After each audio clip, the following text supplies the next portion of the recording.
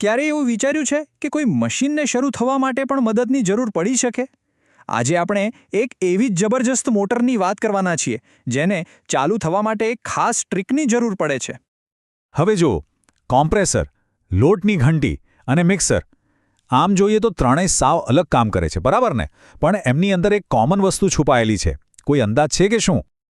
અને એ કોમન વસ્તુ છે એક ખાસ પ્રકારની મોટર. પણ આ કોઈ એવી તેવી મોટર નથી, કારણ કે એને સ્ટાર્ટ થવા માટે એક ધક્કાની જરૂર પડે છે. ચાલો આજે આપણે એ જ ટ્રીકને સમજીએ. તો સવાલ એ છે કે આ આખો ઉકેલ કામ કેવી રીતે કરે છે? એ સમજવા માટે આપણે મોટરની અંદર ઝાંખીને જોવું પડશે.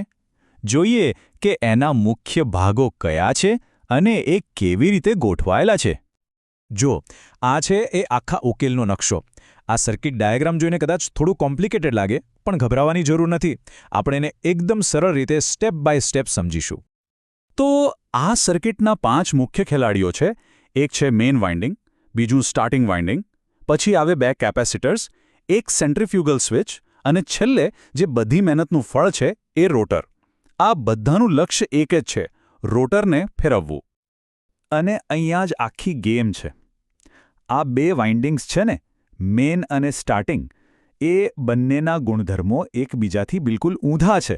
એકમાં ઇન્ડક્ટન્સ વધારે છે તો રેઝિસ્ટન્સ ઓછો, બીજામાં એનાથી ઉલટું, રેઝિસ્ટન્સ વધારે તો ઇન્ડક્ટન્સ ઓછો. અને આ જે તફાવત છે ને, એ જ આખી મોટરને ચાલુ કરવાની ચાવી છે. ઓકે, તો હવે આપણે જાણીએ છીએ કે કયા કયા ભાગો છે, પણ આ બધા ભેગા મળીને પોતાનો જાદુ કેવી રીતે ચલાવે છે. ચાલો સ્ટેપ બાય સ્ટેપ આખી પ્રોસેસને સમજીએ કે આ મોટર બંધ હાલતમાંથી ફૂલ સ્પીડમાં કેવી રીતે આવે છે. આ વાક્ય જુઓ, આ જ આખી પ્રક્રિયાનો સાર છે. બધો ખેલ 2 અલગ અલગ કરંટ વચ્ચેના ટાઈમિંગના તફાવતનો છે, જેને આપણે ફેઝ ડિફરન્સ કહીએ છીએ. સમજો કે 2 જણ હિંચકાને ધક્કો મારે છે, પણ એક પછી એક, જેથી હિંચકો સતત ચાલતો રહે. બસ અહીંયા પણ કંઈક એવું જ થાય છે. આ ટાઈમિંગનો તફાવત જ એ બળ પેદા કરે છે જે રોટરને ફેરવે છે. આખી પ્રોસેસને આપણે આ 4 સિમ્પલ સ્ટેપ્સમાં સમજી શકીએ. પહેલું, પાવર ઓન થાય અને કરંટ 2 ભાગમાં વહેંચાય. બીજું, કેપેસિટર્સના કારણે એ બંને કરંટ અલગ અલગ સમયે વહે. ત્રીજું, આ ટાઈમિંગના તફાવતથી ટોર્ક એટલે કે ફરવાનું બળ પેદા થાય. અને છેલ્લે સ્ટાર્ટિંગ સર્કિટ ઓટોમેટિક બંધ થઈ જાય. ચાલો હવે એક એક કરીને જોઈએ. તો જેવી સ્વિચ ઓન થાય, કરંટ સીધો 2 રસ્તા પર નીકળી પડે છે. એક કરંટ જાય છે મેઇન વાઇન્ડિંગમાં, જેને આપણે IM કહીશું, અને બીજો કરંટ IS એ જાય છે સ્ટાર્ટિંગ વાઇન્ડિંગ અને બંને કેપેસિટર્સમાંથી. હવે કારણ કે બંને વાઇન્ડિંગના ગુણધર્મો અલગ છે અને કેપેસિટર્સ પણ છે, એટલે આ બંને કરંટ એક સાથે પીક પર નથી પહોંચતા. એક થોડો વહેલો તો બીજો થોડો મોડો. અને આના કારણે જ એક ફરતું ચુંબકીય ક્ષેત્ર બને છે જે રોટરને પકડીને પોતાની સાથે ફેરવવાનું શરૂ કરી દે છે. બસ આ જ છે એ ખાસ ટ્રીક જે આ મોટરને સ્ટાર્ટ કરે છે. અને પછી આવે છે એક જાદુઈ આંકડો, 70%. જેવી મોટર પોતાની નોર્મલ સ્પીડના 70% પર પહોંચે છે, ત્યારે એક બહુ જ જરૂરી ઘટના બને છે. આ એક ટર્નિંગ પોઈન્ટ છે જ્યાં મોટર સ્ટાર્ટિંગ મોડમાંથી રનિંગ મોડમાં જાય છે. અને એ ઘટના આ છે. 70% સ્પીડ મળતા જ સેન્ટ્રીફ્યુગલ ફોર્સના કારણે પેલી સેન્ટ્રીફ્યુગલ સ્વિચ ક્લિક કરીને ખુલી જાય છે. જેવું આવું થાય એટલે સ્ટાર્ટિંગ કેપેસિટર C2 સર્કિટમાંથી ડિસ્કનેક્ટ થઈ જાય છે. એનું કામ પૂરું. એનો રોલ ખાલી મોટરને શરૂઆતનો ધક્કો મારવાનો જ હતો. પણ વાર્તા અહીં પૂરી નથી થતી. C2 તો નીકળી ગયું, પણ પેલું બીજું કેપેસિટર C1 હજુ પણ સર્કિટમાં જોડાયેલું છે. તો હવે સવાલ એ છે કે એનું શું કામ છે? ચાલો એ પણ જાણીએ. આ કેપેસિટર C1ને રન કેપેસિટર કહેવાય છે.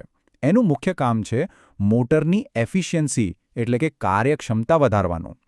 સાવ સાદી ભાષામાં કહીએ તો એ નક્કી કરે છે કે મોટર જે વીજળી વાપરે છે એમાંથી મોટાભાગની વીજળી વેડફાયા વગર કામમાં આવે.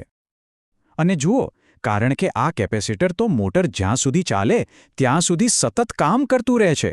એને ખાસ રીતે બનાવવામાં આવે છે જેથી એ લાંબો સમય ટકી શકે. એટલે જ એને કન્ટિન્યુઅસ રેટિંગ કેપેસિટર કહે છે. એ નોનસ્ટોપ કામ કરવા માટે જ બનેલું છે. સારું, તો આપણે આખી ટેકનિકલ વાત તો સમજી લીધી, પણ આ બધું જાણીને શું ફાયદો? આ મોટર ખરેખર આપણા રોજિંદા જીવનમાં ક્યાં વપરાય છે? ચાલો આપણા પહેલા સવાલ પર પાછા ફરીએ. કોમ્પ્રેસર, લોટની ઘંટી, મિક્સર, યાદ છે? આ બધા એવા મશીન છે જેમને ચાલુ થવા માટે જ સૌથી વધારે જોર લગાવવું પડે છે. અને આ મોટર એની 2 કેપેસિટરવાળી ડિઝાઇનને કારણે શરૂઆતમાં જબરજસ્ત ટોર્ક એટલે કે ફરવાનું બળ પેદા કરે છે. એટલે જ એ આવા કામો માટે એકદમ પરફેક્ટ છે. તો હવે પછી જ્યારે પણ ઘરમાં મિક્સરનો અવાજ સંભળાય ત્યારે યાદ કરજો કે એની અંદર કેવી સ્માર્ટ એન્જિનિયરિંગ કામ કરી રહી છે. આના પરથી એ પણ વિચાર આવે કે આપણી આસપાસ રોજબરોજની વસ્તુઓમાં આવા કેટલાય અદ્ભુત અને અદૃશ્ય ઉકેલો છુપાયેલા હશે. ખરું ને?